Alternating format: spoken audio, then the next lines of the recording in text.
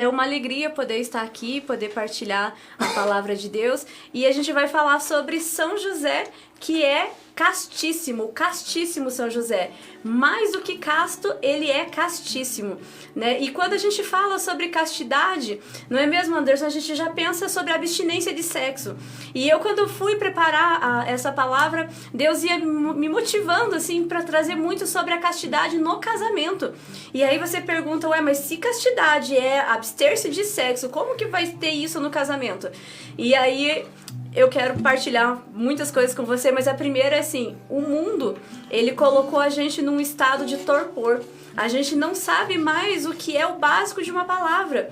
Eu fui procurar lá no Google o que era castidade. E o Google, eu vou até colar aqui para não ser injusta com o Google, mas ele fala assim, abstinência completa dos prazeres do amor. Olha o tamanho do absurdo, né? O Google sabe o que é o amor, né? E na segunda definição tá lá, abster-se dos prazeres carnais e de tudo a que ele se refere. Quando a gente fala em castidade e vai olhar isso no Google, a gente fica desesperado, porque se Deus é amor e a gente vai se abster do amor, que tipo de castidade é essa que Deus pede pra gente viver? Né? E eu quero trazer uma definição que é do meu coração, porque eu me apresentei medianamente, né? Porque eu sou alguém que descobriu que a castidade há quase 15 anos atrás. E eu vivo o estado de celibato e eu vivo a castidade sozinha e não a castidade no casamento, né? Há 14 anos, de maneira muito, muito forte isso. Então, quando fala em castidade e se abster do amor, parece que a pessoa é uma pessoa vazia, uma pessoa triste. E na verdade não. Eu tenho tanto amor, eu recebo tanto amor que pra mim não tem razão eu não ser toda de Deus. Então essa definição que eu tenho de castidade, para mim o mais lógico seria ter uma amizade com Deus, porque nós precisamos nos preparar para o céu. Aí eu quero voltar, antes da gente partilhar ainda a palavra, eu quero voltar um pouquinho com você, porque nós hoje não nos preparamos para o céu. Se a gente está falando muito de Nossa Senhora, a gente está experimentando, né, essa graça do coração de mãe, né, no programa do coração de pai, mas nós queremos pensar que Nossa Senhora ela foi preparada desde o ventre de Santa Ana para o céu. Né? Por que uma criança é mandada para servir o templo, se não na expectativa de que viesse o Salvador? E na época dela era só uma expectativa, era só a cumprir-se a profecia dos profetas, né? O profeta Isaías falou, eis que uma virgem conceberá e dará à luz a um filho, e ela tinha essa esperança. Ana Catarina Emerick vai dizer para nós que no seu diário, né, ela vai dizer para nós que Nossa Senhora tinha o desejo de ser a escrava da mãe do Salvador. Olha o tamanho da humildade, olha o tamanho do desejo. Então ela se preparou durante toda a vida dela para o encontro com o Salvador. E hoje eu e você somos chamados a nos encontrarmos com o Salvador. Se nós não tivermos isso na nossa frente, como nossa meta, tudo que eu falar aqui sobre castidade vai parecer uma coisa muito vaga, vai parecer uma coisa muito vã. Porque se a gente não tiver os nossos olhos no céu, a gente nunca vai entender o que é nos abster desses prazeres que o Google falou ali pra nós, né? Porque nós deixamos, inclusive, né, ao passar do tempo, hoje tudo é muito fácil na nossa vida, não é, meninas? Na época da nossa mãe, se a gente quisesse, eu vou falar da minha época, né? Se eu quisesse comer uma polenta, eu tinha que esperar o dia do pedido, a minha mãe ir no mercado, comprar o fubá, e daí no dia que ela sentisse no coração dela, ia fazer a polenta pra gente. Não era assim, hoje, quero uma polenta, pede no iFood, 20 minutos, se a polenta não chegar, a gente já liga reclamando. Então nós temos uma geração de prazeres saciados rapidamente. Tanto que a gente perdeu o que é de fato um prazer, né? O prazer da espera, da demora e saborear com prazer, né?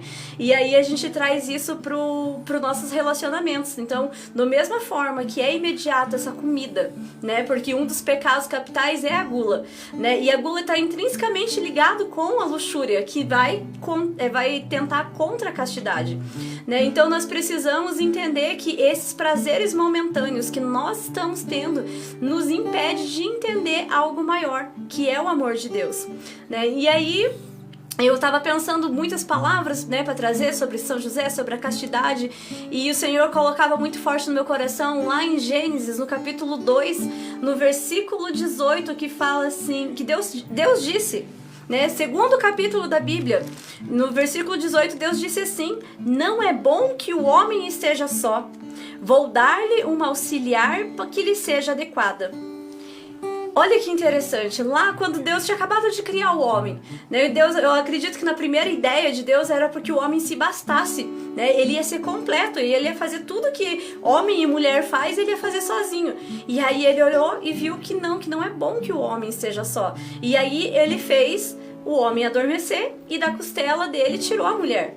Para quê? Para que seja uma ajudadora. Hoje, quando nós pensamos a relação homem e mulher, nós pensamos em felicidade. Amado, você não pode pensar em felicidade se não pensar em um céu. A felicidade perpétua, a felicidade plena, a gente só vai encontrar em comunhão com Deus. E a mulher, a tua esposa, nada mais é do que uma ajudadora, para que você, junto com ela, busque a Deus e então entenda o que é a plenitude do amor. Então você consegue entender que essa definição do Google, que é abster-se do amor, é a mais absurda e a mais fora do contexto que você pode imaginar, que você pode querer, porque Deus criou a mulher para ser a ajudadora do homem. Ajudar o quê? Ajudar a ir pro céu, né? Ajudar a permanecer no Éden, né? Porque aí depois tem toda a história que a gente conhece, mas é a ajudadora. Nós precisamos entender que não é bom que o homem ande só. Né? E aí quando a gente vem pro lado da castidade, né? Então a castidade não é só o se abster, né, do sexo, não se abster daquele momento de prazer carnal ali, porque hoje nos nossos namoros, não é mesmo? A gente vê muita gente chegando na sobremesa antes do casamento, né? E a gente vê essas relações deturpadas, e é homem com homem, mulher com mulher, e cada vez mais estranhas e cada vez mais em busca de um prazer que nessa terra é impossível ter. Ou você tem uma intimidade com Deus e você sabe que o teu destino é para o céu, ou tudo que você fizer nessa terra é para tentar preencher um vazio que não vai encontrar. Eu quero trazer para você essa realidade da minha vida, porque eu nem sempre, né, eu só 15 anos, né, que eu vivo com o Senhor, mas eu tenho 36 anos, então eu tenho mais tempo longe do Senhor do que com o Senhor. E nesse tempo eu experimentei os amores humanos. Eu tinha uma carência, eu tinha uma necessidade de ser amada e uma vontade de experimentar esses prazeres que acabavam me consumindo. E aí o dia que eu experimentei o Senhor, o dia que nós, num momento muito simples de oração, como esse que nós fizemos, onde o Espírito Santo vinha revelar ao nosso coração que nós somos templo do Espírito Santo. Nós não nascemos ao acaso, nós nascemos sem querer, o Senhor sonhou com nós. E tanto que Ele sonhou que no nosso batismo nós recebemos a efusão do Espírito Santo e nós somos pertença de Deus. O Espírito Santo que habita em mim, ele me impele a desejar o céu. Só que nós vamos adormecendo isso. E quando tive essa certeza que o Espírito Santo habitava em mim, foi quando eu tive esse encontro pessoal com o Senhor. E aí nada mais me importava. Vou caminhar um pouquinho pela minha história, porque senão a gente vai ficar aqui a noite inteira. O Anderson, pra quem não conhece, a gente junto, ele é meu compadre, então eu tenho uma vontade de chamar ele de compadre aqui durante a conversa. Mas a gente vai caminhando com o Senhor e a gente vai querendo mais dele. E não é só num relacionamento de freira, né, de consagrada, de celibatária, é num relacionamento de casal. O Senhor precisa ser o centro da minha e da tua vida. E assim foi com São José.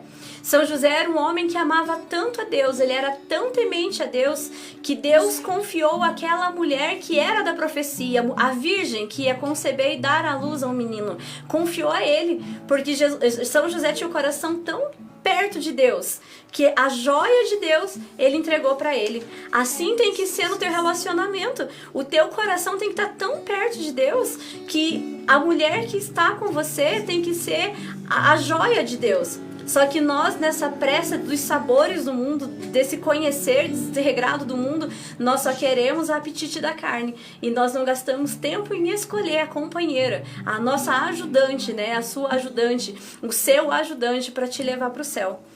Precisamos entender, sim, que Deus nos ama e que Deus quer essa felicidade para mim e para você. Eu queria te convidar, antes da gente seguir para a segunda parte da pregação, que você consiga fechar os teus olhos agora e que você possa pedir para o Senhor, que o Senhor te revele quais são as áreas da sua vida que você precisa que essa castidade seja revelada. Porque nós pecamos pelos nossos olhos, pecamos pelos nossos sentidos, pelo nosso toque, pela nossa boca. Nós temos hoje uma sociedade muito voltada à luxúria.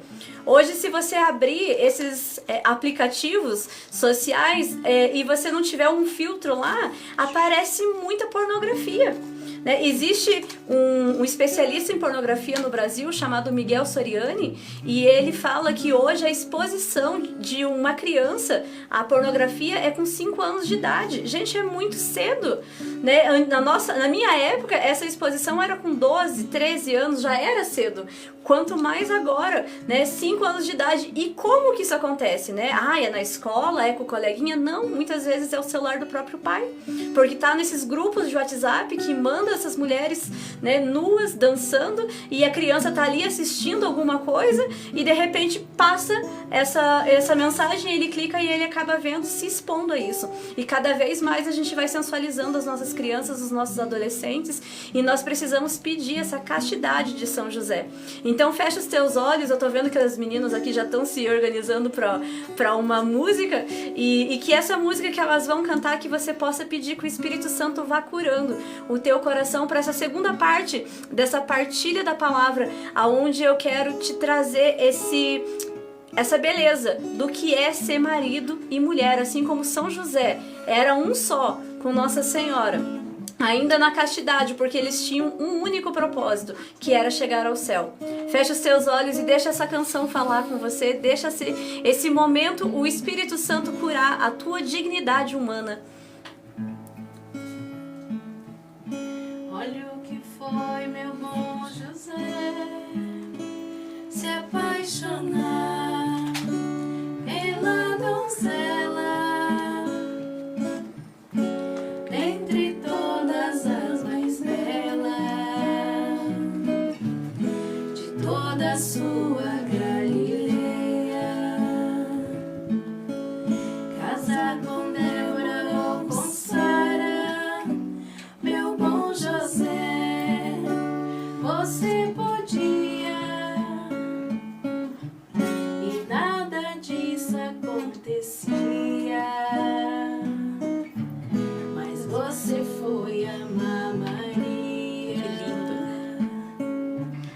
Você podia simplesmente ser carpinteiro e trabalhar,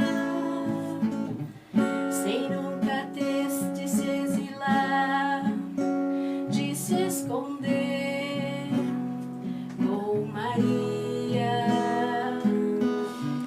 Meu bom José, você podia ter muitos filhos com Maria e teu ofício ensinar, como teu pai sempre fazia. Olha que O que bonito. será, meu bom José? São José podia ser Esse tudo, teu amigo mas ele, por amor a Deus, optou por Maria. andou com estranhas ideias que fizeram chorar Maria. E lembra às vezes de você, meu bom José, meu pobre amigo, que desta vida só queria ser feliz com sua Maria.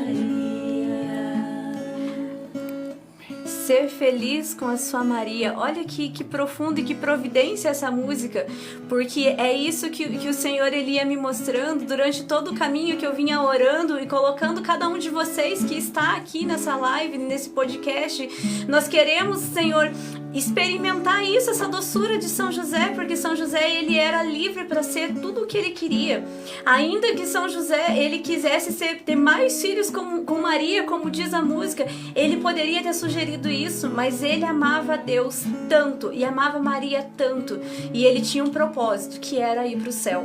Por isso, amado, que quando a gente fala que o viver a castidade no namoro, a gente reduz isso a não ter uma relação sexual.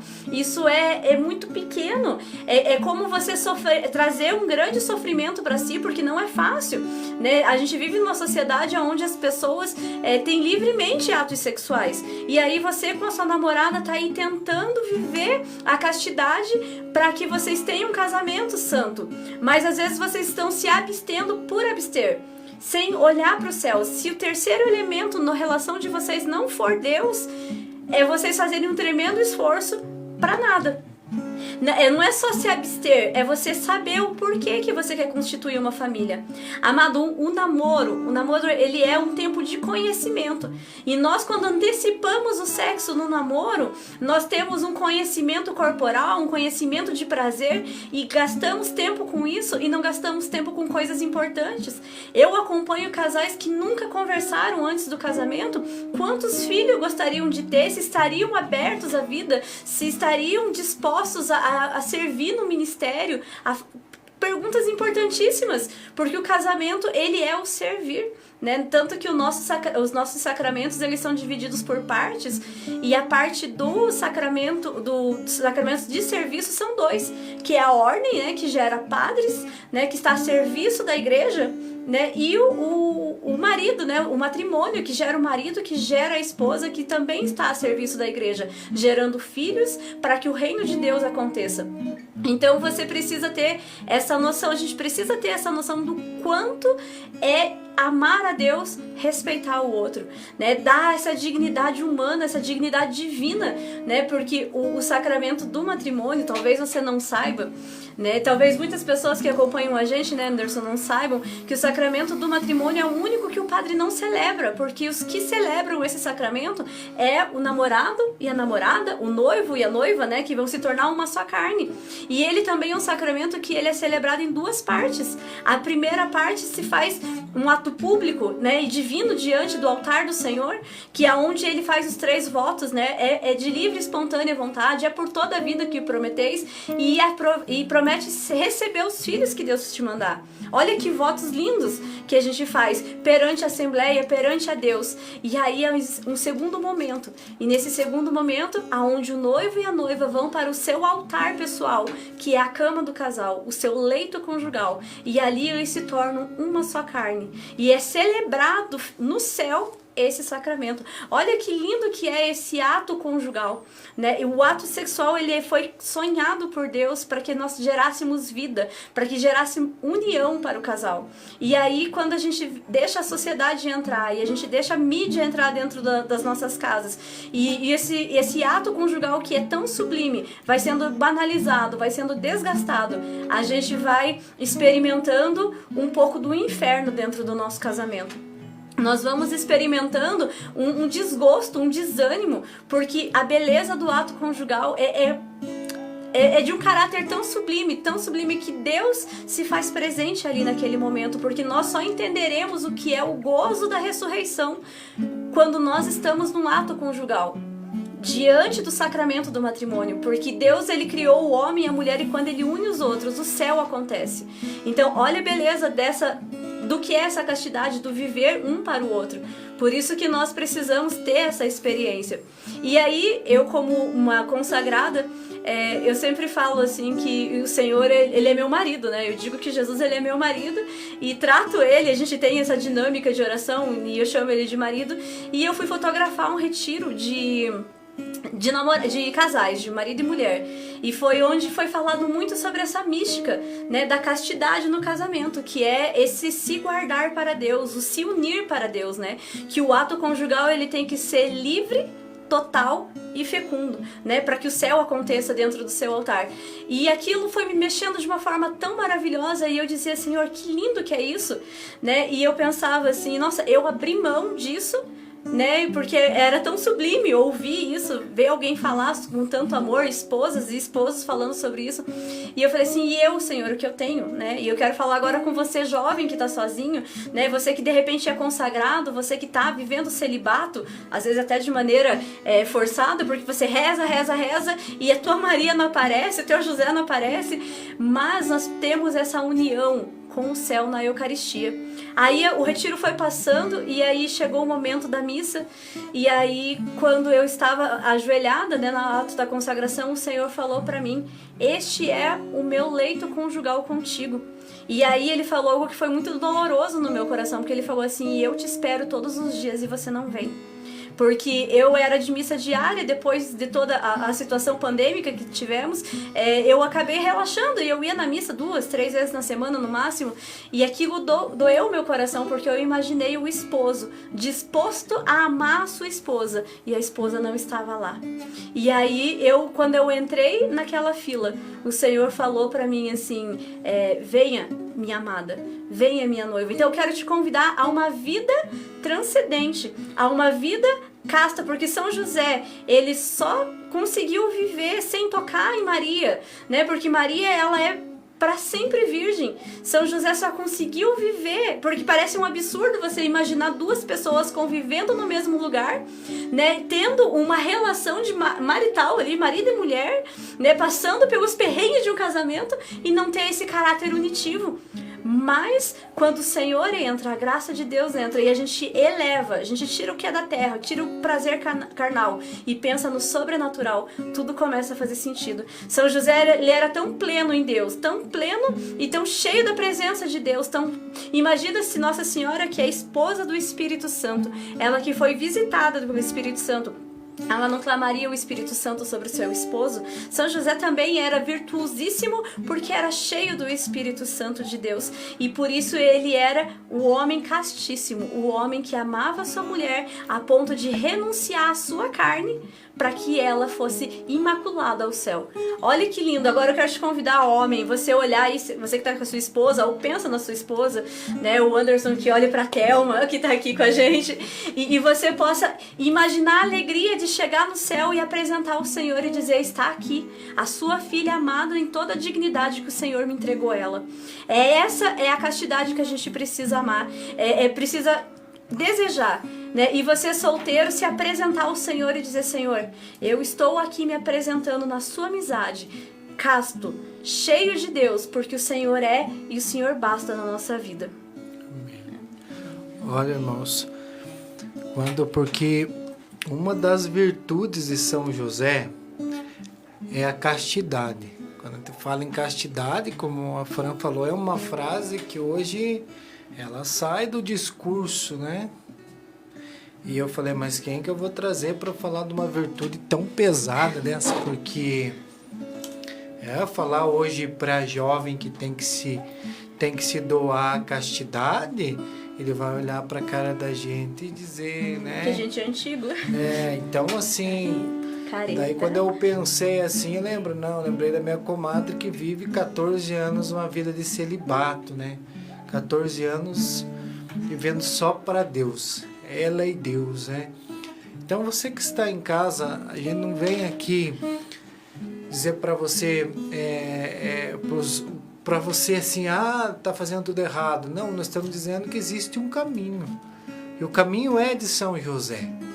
E como a Fran falou, imagine, né? Eu não tinha pensado, né? Uma pessoa casada uma com outra e ela somente viver em função do Cristo.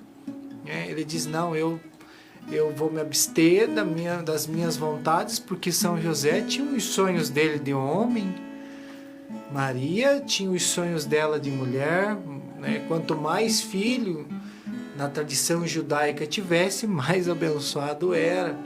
E São José, como homem físico, ele não teve nenhum filho, ele adota Jesus, só Jesus ele adota, né? Ele só é pai adotivo do Filho de Deus, mas ele como homem, ele não teve.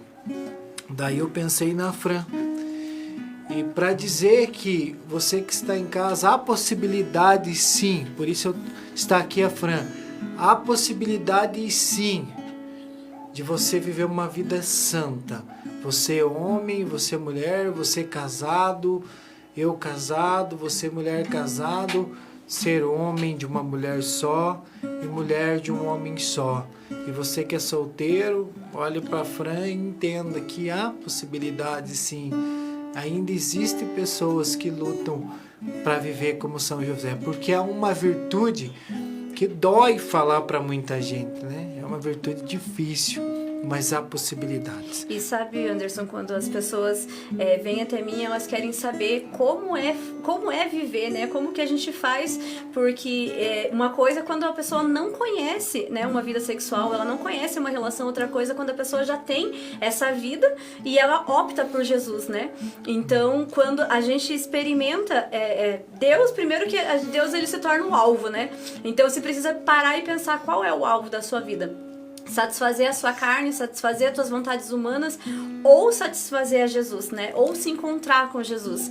E aí tem uma coisa que os padres, né, da nossa igreja sempre ensinaram, né? Os padres do deserto, os monges praticam muito, que é uma vida ascética, é uma vida de renúncia, né? E o jovem, ele é todo desesperado. Quando eu conto isso pra ele, ele já quer renunciar tudo, já quer viver só pão e água. E não é. A ascese são pequenas renúncias, porque a gente precisa doutrinar a carne, porque a palavra de Deus vai dizer que a nossa carne, ela é afeita ao pecado, porque o pecado, ele foi feito para satisfazer, para dar prazer para essa carne, né? E nós precisamos dizer pequenos nãos, né? Então hoje, se você é viciado em um alimento, que você retire esse alimento, porque quando a gente doutrina o que entra dentro da gente, a gente acaba doutrinando o nosso corpo para aceitar a vontade de Deus. Então são pequenas renúncias. Se a gente não fizer pequenas renúncias de tirar 20 minutos do nosso dia, o que é 20 minutos pra gente rezar um terço? E se você pegar a habilidade, em 15 você reza o terço, né? É muito... E assim, são pequenas coisas que você precisa dar passos. Não adianta você, hoje, olhou pra sua namorada e tomou a decisão: vamos viver a castidade. É louvável, é bonito, mas sem esses pequenos passos você não vai conseguir. É uma vida de renúncia. E São José nos mostra isso, né? Quando ele renuncia o privilégio de ser pai de muitos, né? Porque ele estava diante da promessa, porque ele fazia parte da descendência da promessa, que os filhos seriam numerosos. Mas ele abriu mão para ser pai adotivo de um único filho. E quando Jesus, no alto da cruz, fala para Nossa Senhora: eis aí a tua mãe, nós recebemos junto, pelo matrimônio deles, nós recebemos também um pai, que é São José. Adote ele como símbolo da castidade. Cada vez que você pensar em cair, que você se agarre a São José e diga: valei-me, São José, e fuja das ocasiões de pecado. Alimente os seus olhos com o que é de Deus, né? Não adianta a gente querer viver a castidade no namoro, se a gente só se alimenta de TikTok, de Facebook, de novela. A gente precisa se alimentar de coisas do céu, né? E essa é uma oportunidade, né? Louva a Deus por esse programa, porque essa é a oportunidade que talvez você que nunca ouviu falar da castidade desse jeito pode se abrir a essa novidade de Deus para sua vida. Eu, assim, falo muito bem que quando eu vi as virtudes de São José, que eu estou quase terminando ela, até pensei em pular essa virtude, porque ela é uma virtude, né, que ela atrai, é polêmica nos dias de hoje. Então, mas que fica esse ensinamento, eles dizem: Anderson, eu caí, errei. Tem o padre, vai lá, começa tudo de novo. Começa, tudo tem um jeito, dá um início. Você que precisa casar, case, a igreja que é casal. Então, tudo tem um caminho.